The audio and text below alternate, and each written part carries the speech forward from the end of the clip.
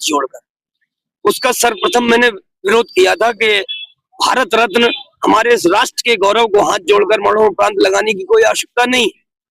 DM साहब ने उसको माना भी और मेरी मांग थी कि इसको प्रतिमा को सावधान की अवस्था में, जैसे आप देख रहे होगे पीछे, और मैंने लगाया भी है, ऐसी मांग की थी।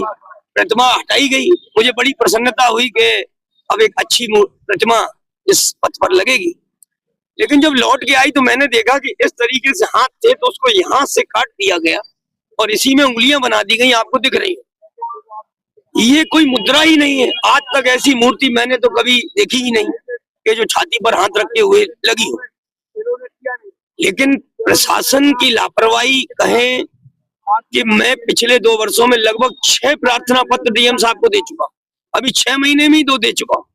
लेकिन और अभी 4 तारीख को मैंने प्रार्थना पत्र दिया था कि अटल और चाहते हैं कि ये अटल पथ दिव्य और भव्य बने, तभी इसका नाम है। कहीं तो गड़बड़ है, कहीं तो गड़बड़ है। आपकी बात में अच्छा प्रश्न है, गड़बड़ तो कहीं है, क्योंकि प्रशासन क्यों नहीं सुन रहा इसकी मैं समझ में नहीं आ रहा।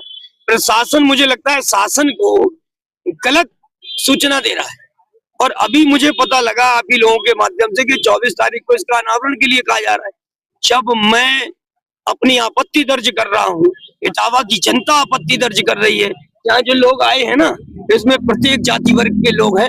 वो जाति वर्ग नहीं, वो भारतवासी हैं और वो हैं जो अटल जी से प्रेम करते हैं, अटल जी का सम्मान करते हैं। ऐसे गौरवशाली और ऐसे भारत रत्न माननीय अटल बिहारी वाजपेयी जी, जिसको हर वर्ग पसंद करता है, उसकी इस तरीके की प्रतिमा मुझे कतई पसंद नहीं। प्रशासन ये कह रहा है तो बिल्कुल झूठ बोल रहा है।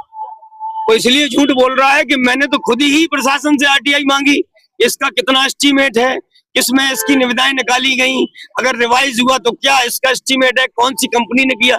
आज तक मुझे इस आरटीआई का कोई भी सूचना नहीं दी गई।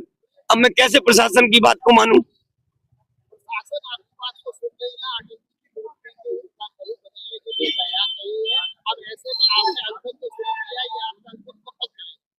मेरी मांग पूर्ण ना होने तक, मेरी मांग है कि ये प्रतिमा सावधान की मुद्रा में हो, जैसी मैंने सामने पीछे लगाई है।